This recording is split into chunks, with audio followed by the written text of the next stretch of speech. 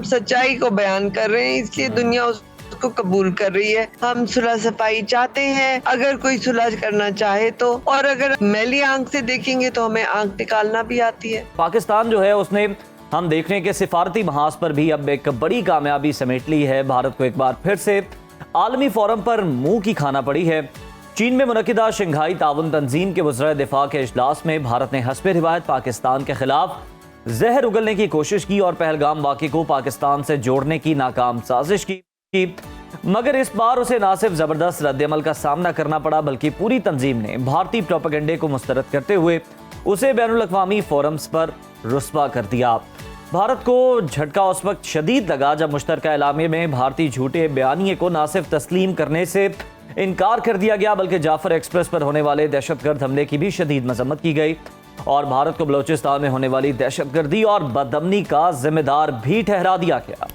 मुश्तरका एलामिया सामने आया तो भारतीय वजीर दिफा राजनाथ सिंह तिलमिला उठे और हद तो ये हुई कि शिकस्त का सामना करते हुए उनमें इतना भी हौसला ना रहा कि वो इस एलामिये पर दस्तखत कर पाते। भारतीय हठधर्मी के बायस SCO ने मुश्तरका एलामिया जारी ना करने का फैसला किया, लेकिन दुनिया जान चुकी है कि असल मुजरिम कौन है और असल सिफारती कामयाबी किसके हक में आई। और इस इजलास में आपको बताएं तो वज़ीर दिफा ख्वाजा आसिफ साहब ने कश्मीर और फ़लस्तीन जैसे दरीना तनाज़ात के पुरअमन हल पर जोर दिया और दुनिया को ये बावर करवाया कि दहशतगर्दी किसी एक रियासत का मसला नहीं है बल्कि आलमी ख़तरा है जिससे निमटने के लिए तमाम ममालिक को मुश्तरका कोशिशें करना होंगी। चीनी वज़ीर दिफा का दो टोक पैगाम भी भारतीय अज़ाइम के ताबूत में आखिरी कील साबित हुआ। उन्होंने वाशगाफ अल्फाज में ये कहा कि ताकत के ज़ोम में मुब्तला अक़वाम को ये जान लेना चाहिए कि अब दुनिया ताकत, जारहियत और तसल्लुत के दौर से बहुत आगे बढ़ चुकी है।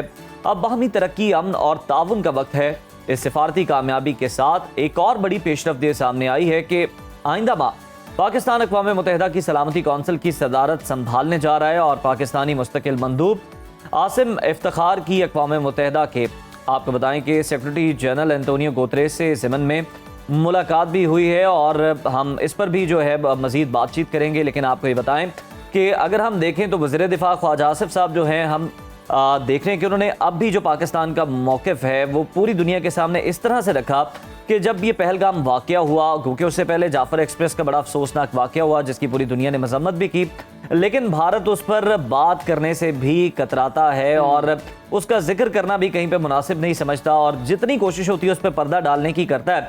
अब भारत को भी बाखूबी मालूम है कि उसके जो हम देखते हैं कि जो पेड यहाँ पर लोग मौजूद हैं, जो दहशतगर्द यहाँ पर मौजूद हैं, जो कि भारतीय तनख्वाह पर ये तमाम तर काम करते हैं, वो इसके अंदर इन्वॉल्व है और भारत जो है वो बाज़ाब्ता तौर पर, बिलवास्ता तौर पर इसके अंदर इन्वॉल्व है, इसलिए इस पर बात नहीं की जाती। लेकिन दूसरी जानिब हम देखते हैं कि जब पहलगाम का वाक़या हुआ तो पाकिस्तान ने ही सबसे पहले ये ऑफ़र किया, हमारे वज़ीर आज़म शहबाज शरीफ ने ये ऑफ़र की कि दहशतगर्दी सारे ममालिक का मसला है, सिर्फ भारत का मसला नहीं है और हम तो सबसे ज़्यादा मुतासिर हैं। हम तो आपको तहकीकात की दावत देते हैं, आए हमारे साथ मिलकर जॉइंट वेंचर करें, मिलकर तहकीकात कर लेते हैं। और जो भी उसकी फाइंडिंग्स होंगी, इवन तो जब भारत से एविडेंस भी मांगा गया तो भी उन्होंने नहीं दिया क्योंकि था नहीं, ये एक फॉल्स फ्लैग ऑपरेशन था जिसके बारे में ना कोई सबूत था ना कोई बैकग्राउंड था। दो उनका बैकग्राउंड ये जरूर होगा कि पाकिस्तान का जो एक पोर्ट्रे इमेज है वो नेगेटिव पोर्ट्रे किया जाए पूरी दुनिया के सामने, लेकिन हमेशा की तरह भारत नाकाम रहा इसमें भी।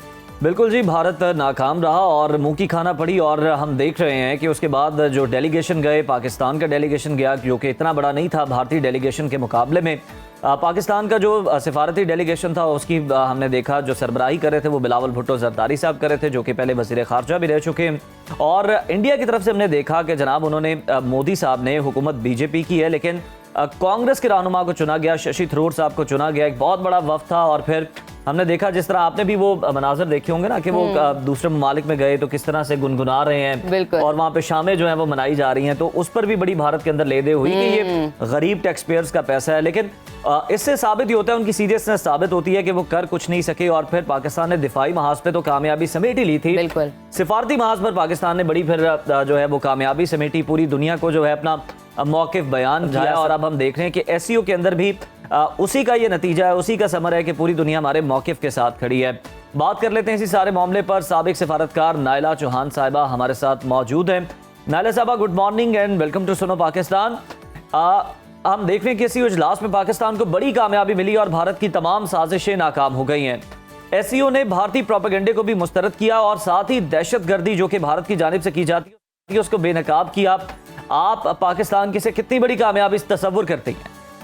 पाकिस्तान के लिए भी बहुत बड़ी कामयाबी थी और हिंदुस्तान के मुंह पे एक और चपेट थी। उन्होंने कोशिश की कि वहां पे जाके जो उनका नैरेटिव आप बता रहे हैं जरूर नहीं कर सके और ये नहीं कर सके। इन्होंने सोचा कि ये एससीओ के प्लेटफॉर्म पे ये करेंगे।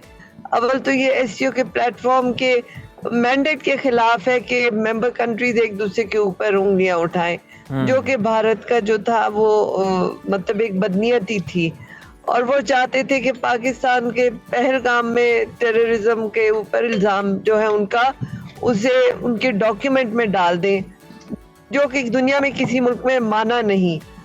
और हमने जो बलूचिस्तान में जो हो रहा है उसमें हमने टेररिज्म के खिलाफ जो कहा वो उस डॉक्यूमेंट में शामिल हो गया। तो दोनों तरीके से हिंदुस्तान को बहुत मार पिटी और वो फिर शर्मिंदा होकर उन्होंने कहा मैं साइन ही नहीं करता। वो जैसे बच्चा नालायक हो तो कहते ना मैं खेलूंगा नहीं वो भी मैं खेलूंगा नहीं, उन्होंने साइन करने से इनकार कर दिया। लेकिन उससे हकीकत नहीं बदलती। जो हकीकत है कि भारत दहशतगर्दी का स्टेट स्पॉन्सर है और पाकिस्तान विक्टिम है। और हमने सारे देखिए पहलगाम में भी हम बिल्कुल एग्रेसर्स नहीं थे, उन्होंने हम पे हमला किया था, हमने नहीं किया था।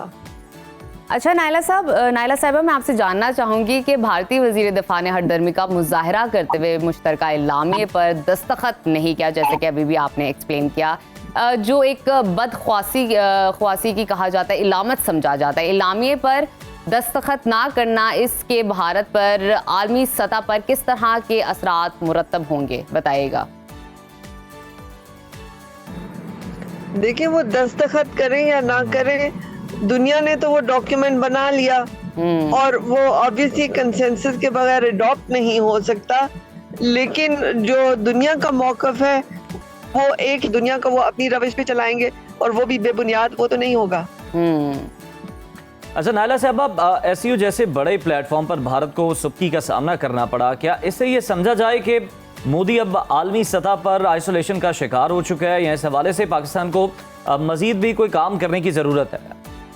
लेकिन ये कि हम अल्लाह का शुक्र है कि अपने जो है सच्चाई को, हमारा नैरेटिव है सच नहीं, हम सच्चाई को बयान कर रहे हैं, इसलिए दुनिया उसको कबूल कर रही है। और हमें अपनी जो है नेक नियति को रखना चाहिए। हम सुलह सफाई चाहते हैं, अगर कोई सुलह करना चाहे तो, और अगर मैली आंख से देखेंगे तो हमें आंख निकालना भी आती है। ठीक है, बहुत शुक्रिया आपका। नायला चौहान साहिबा साबिक सिफारतकार हमारे साथ मौजूद थी और बता रही थी कि किस तरह से एससीओ प्लेटफॉर्म पर जो पाकिस्तान है उसने कामयाबी समेटी एक बार फिर से और भारत को सुबकी का सामना करना पड़ा। साथ ही साथ अब हम देख रहे हैं कि गजा में जो जंग चल रही है, गजा में जो यकतरफा इसराइल की जानिब से मसालिम ढाए जा रहे हैं, 2 हफ्ते में उसके सोल्यूशन पर बात हो रही है। देखना ये कि ये कितनी जल्दी हो पाता है, कितना पायदार हो पाता है, और इसी का सबको इंतजार है।